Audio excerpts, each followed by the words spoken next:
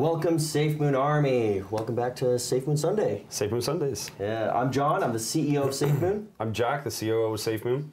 And dude, it's been a crazy week. In general, I mean, it's been a fantastic week for us. Yeah. Crypto's really been testing the holders. This week across the board, I think. All the diamond hands out there, regardless of the cryptocurrency that you're in. You know, diamond hands is always better. No, it's been interesting. You know, we had some new FUD come out crypto wide, and a lot of I tweeted about this, but a lot of toxicity. You know, when the markets go down, and you know, we're all one community. You know, Safemoon is a community, and then we're part of a much wider cryptocurrency community as well. And I think when things like this happen, when there's a couple bearish days, it really makes people sit back and go, oh, I'm going to stop tweeting angry things now. I'm going to actually realize that we're all part of a huge community, which is, people forget that big vision that cryptocurrency is. So it's a blessing and a curse, I suppose. No, I mean, and it's also been a great week for Safemoon. Yes, it has. Yeah. So we've a lot of work here at Safemoon. Amazing work this week. 2.25 million holders. Yep. So welcome to all the new holders out there. We had BitBNS exchange. Yeah, which were amazing to work with. Yes. By the way, one of the fastest exchanges we've ever worked with. Literally lightning. So incredible. They're done with phase 1 tokenomics integration. Yep. Yeah, done with phase 1 tokenomics integration. So and that brings us to a total of 15 exchanges. Yep, 15 exchanges, with 6 that support tokenomics. So go look at my tweet.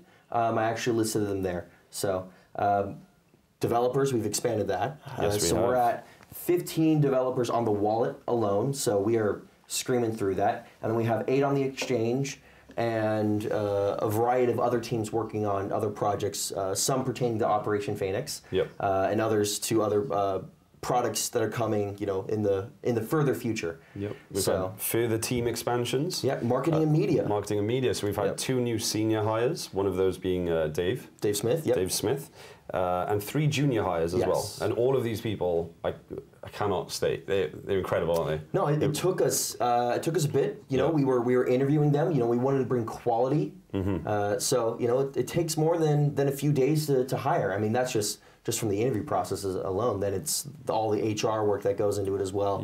So welcome them. They've been great, and they'll be producing a lot more content here in the future. So partners. Fantastic new partner. Anonymous Key Technology. They're an encryption group. They're a lot stronger than today's standard, and they're NIST certified for. I mean, these are nerdy words for the people in the encryption space. But NIST certified. You can go look them up. And then we're in the final negotiations with that marketing firm, the larger one. Yes. Yeah, final negotiations with them. So we'll update you when we have more news. So expansion has been a really big. No, I mean big deal this week. You know, always, but. Yeah, we're growing rapidly, and the community's growing rapidly, and so the team that supports the community also has to grow rapidly. So we've been that's been one of Jack and I's major focuses here at our level. So absolutely, yeah. Mooncraft. So that's the Minecraft server. It's our test bed for a lot of the new technology we're working on. We currently have 50 beta testers. 50 beta testers, and we'll be rolling out more very soon. So you know, please go to the website and sign up for the beta or DM Hank. So you love saying that. I love saying that. Enjoy, Hank. All right, our favorite section. What the FUD? What the FUD? It's a pretty big one this week. In my opinion, you know, it's something that we really want to talk about. So I'm gonna hand that over to you. Yeah. So, Ledger High. So we saw your post, your Twitter post, your blog post, and we're now taking the appropriate actions as we've been advised to do so. But you know, I'm not gonna read that. Hold on. So, what you did is despicable. We are disgusted by that article that you posted. You're perpetuating a false narrative that was put out by War on Rugs. I'm finally saying their name.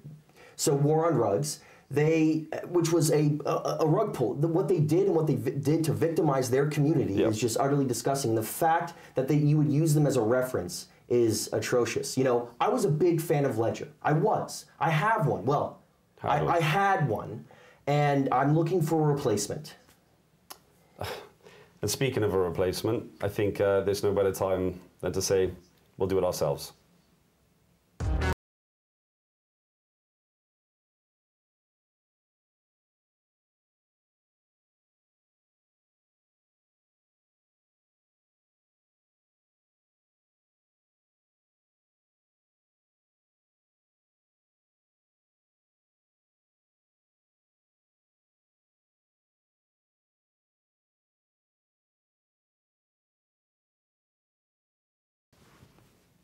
All right. No, we're really excited about that. Jack, we're looking at what? We're looking to release that end of summer. End of summer. End of summer. This is a new product that we are actually initiating, because of recent events. So we'll update you guys along the way with all the development. But yes, there's our ledger. So, all right. Next piece of FUD that I want to address specifically is the Gambian. The Gambian, the stuff regarding the Gambia.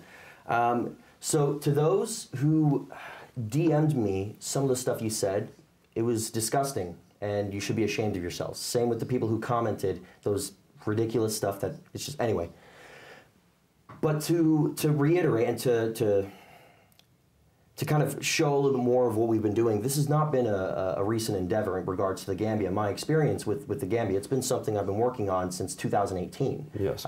In my Twitter post, I showed a photo of me with Song Kung and the Honorable James Gomez in a meeting in DC where we discussed a lot of the technological innovations and the technology leadership technology thought that the Gambia has right now regarding their national development plans and strategy. So, crypto was a point of discussion, telecommunications infrastructure was a point of discussion, so a lot of good stuff came out from that meeting. But this has been an ongoing thing since 2018, in regards to the other projects I've worked on in the past. But, crypto is something that it's always been in their mind. Yep. I believe it's always been in their mind based on some of the stuff that's been said. For sure, yeah. The way that they currently work with us and the conversations that you've been having. With Song Kung Jwar specifically. Yeah, exactly. I think that it really shows that we put a lot of time into everything we do, Now, these discussions aren't finalized yet, and as my tweet said, we're sending a team there very shortly, I believe here in the next week or so, to go further those discussions in regards to specifically Safemoon. So really excited to move that forward. But that kind of wraps up the FUD.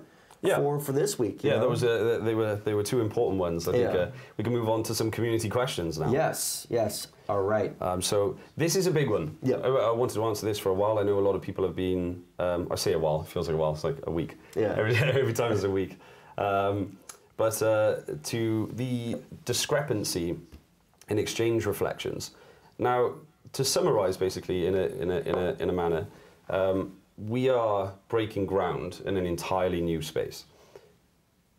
The community asked for centralized exchanges. That's absolutely something we brought to the table. Tokenomics are innovative as it stands anyway. Well, and they hadn't really done tokenomics to this degree. It's not been done really on centralized exchanges. Yeah. There's different forms. People can kind of hint at it, but farming and airdropping is nowhere near the same thing. Yeah. So it's.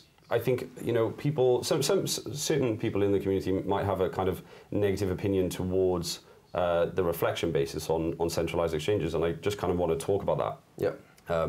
We've had many conversations about it, just to state that this is actually a really, really good thing, and it's a big deal, and it's really innovative. Well, yeah, specifically in regards to the integration, we were able to work with 6 exchanges right now, and more are on the way, to roll out a phase 1 approach to tokenomics, and it's both a semi-manual and mostly automatic thing that they're working on and that they're doing. And I mean, the amount of man hours that they put in to integrate tokenomics, and you're seeing it. Bitmart just did the reflections this month, and they'll be doing it here in the future, and it's only going to get better. So this is a phase 1 integration.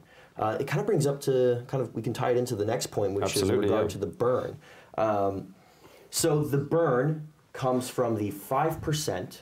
So there's a total of a 10%. 5% of that reflected back to the holders, 5% auto-generate liquidity pool. So the 5% that's reflected back to the holders is where the burn comes from on PancakeSwap, because the burn address is considered a holder. Now, albeit that holder has either you use the analogy of flaming hands and lights on fire every time it takes it, or a black hole. So when it goes there, it never. It's not accessible by anyone. No, there's no private key, for that wallet. So anyway, the burn address is considered a holder in that regard, and that's how we automated the burn process with that. So we're right now trying to work a similar system that ties into PancakeSwap later on, but at least in the beginning, getting a burn system set in place for the centralized exchanges. But that's more of a phase 1.5, phase 2 thing that we're working on right now. But yeah, so. I think actually we'll tie into that as well is I think I want to talk a little bit about the burner price, the supply ratio. Oh yeah. So the main question is, when are we going to stop the burn? The short answer is, we have much smarter people than Jack and I and the team working on this to work out where the math adds up best. So we have quantitative engineers currently working on that. And then Thomas, our CTO, is currently working on some other methods, for lack of better terms, that will answer that question of when the burn will happen. But we're not ready to release that stuff yet, because that's some proprietary stuff that we're working on in-house. Yes. To bring to you guys, to bring to the Safemoon Army. So we've got some quantitative engineers working on that who are... Well, that as well. They're working on that as well. But no, we have much smarter people working on this right now, and when we have a definitive answer, we'll provide it. So... Absolutely. Now, this is something very, very exciting that I know you guys have been waiting for. With regards to the Safemoon card, the reaction to the Safemoon card was exactly more than we could have hoped for.